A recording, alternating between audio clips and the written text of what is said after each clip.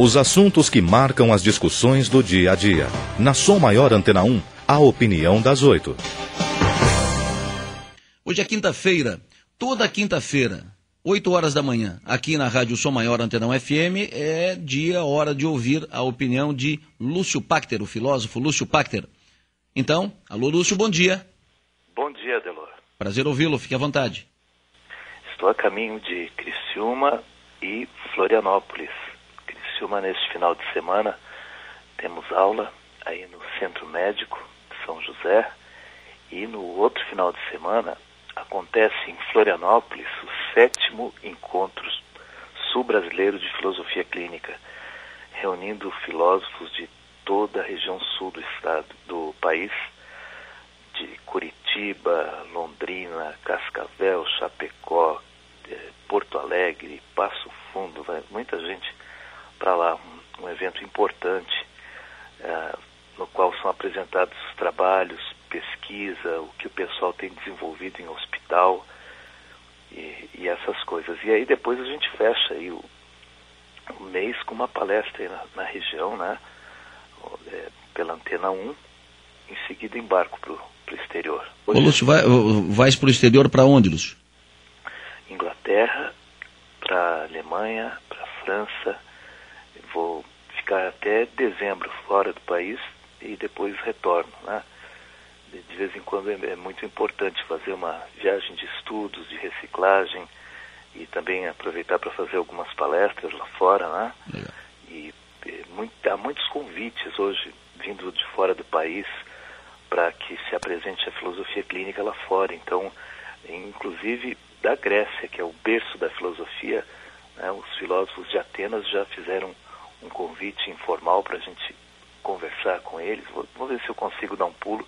É que são muitas cidades, não dá para ficar peregrinando, né?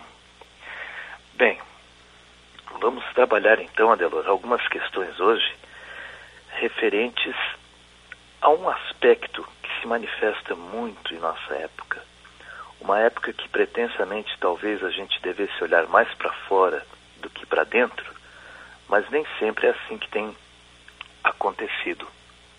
Eu me refiro a um aspecto denominado inversão, que diz respeito a algumas pessoas que ficam fortemente centradas ao redor delas mesmas, ao redor das próprias opiniões, ao redor das próprias coisas.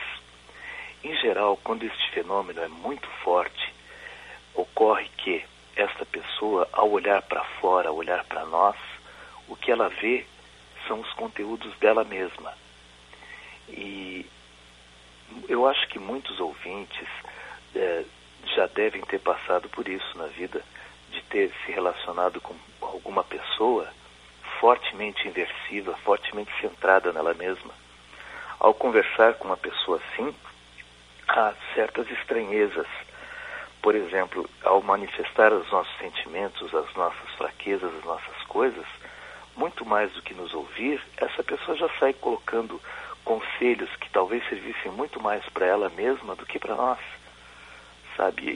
E para muitos a sensação que passa é que o outro nem está ali, sabe? Alguns se sentem muito sozinhos porque ao conversar com alguém fortemente inversivo e ao manifestar as minhas coisas para essa pessoa, parece que ela nem está me ouvindo.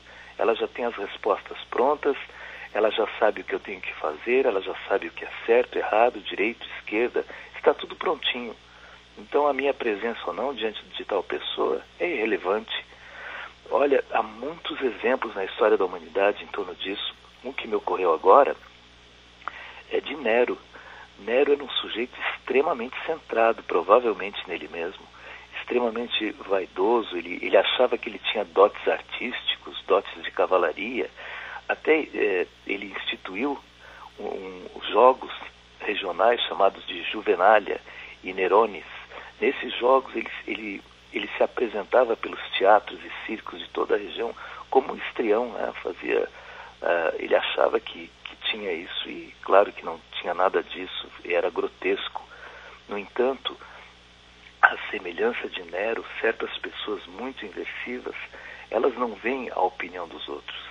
Elas escutam os aplausos internos, as críticas internas, O que os outros fazem passa muitas vezes desapercebido.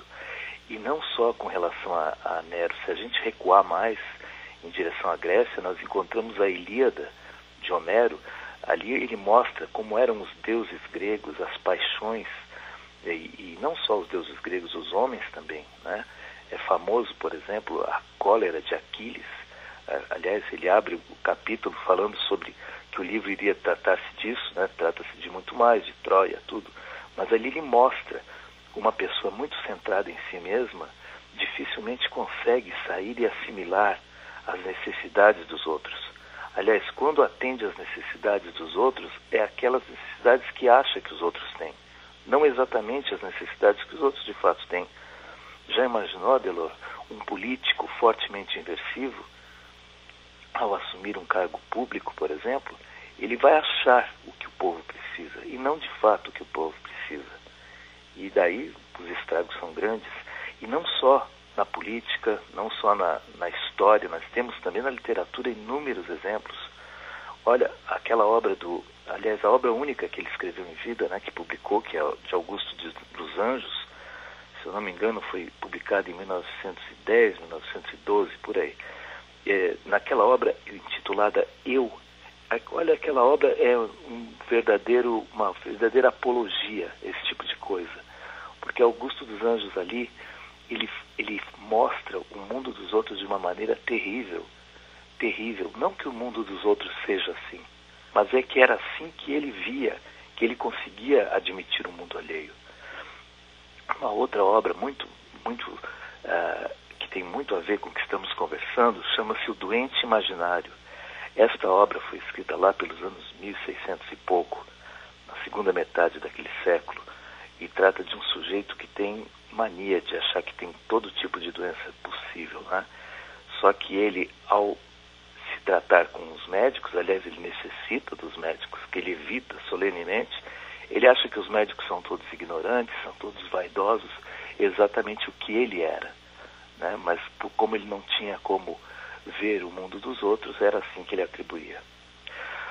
Conviver com pessoas assim exige certas posições firmes, viu? Assim, se a gente tem uma esposa, um marido, um filho, alguém próximo, alguém que trabalha com a gente, algum amigo, alguma amiga muito chegado que tenha isso, para conviver com uma pessoa assim, eu sugiro que se descortine primeiro como é o mundo dessa pessoa.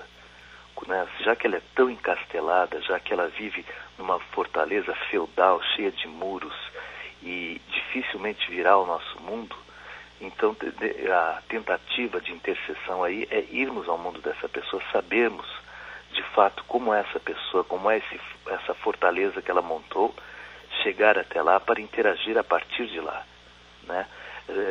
Claro, estaremos lidando aqui muito como uma espécie de esponja existencial, alguém que absorve tudo, alguém que é o centro de tudo, alguém que, se desaparecer, Deus o livre, o mundo desaparece junto.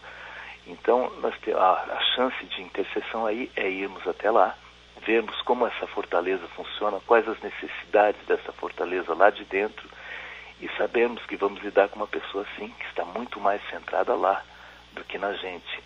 Para algumas pessoas, tem gente que até gosta de se relacionar com pessoas muito inversivas, porque entende isso como segurança, como uma pessoa equilibrada, como uma pessoa muito bem alicerçada nas coisas, tal. Quer dizer, dá outro sentido, outro significado a isso, né? E até procura gente assim. Mas para muitas pessoas é terrível. Aquelas pessoas que gostam de trocar experiências genuínas, de ter conversas abertas, de se expor e que o outro também se exponha, olha, é complicado. Muitas vezes é complicado. Evidentemente, eu caracterizei aqui um processo, né? Forçando alguns conceitos, porque na prática, em boa parte dos casos, muitas pessoas são inversivas para algumas coisas e para outras não. Né? É uma arte, e é a arte da vida descobrirmos em quais aspectos a pessoa é inversiva e em quais aspectos ela não é. Quero agradecer então, Adelor, por mais essa conversação que tivemos nesta quinta-feira, e até a próxima quinta-feira.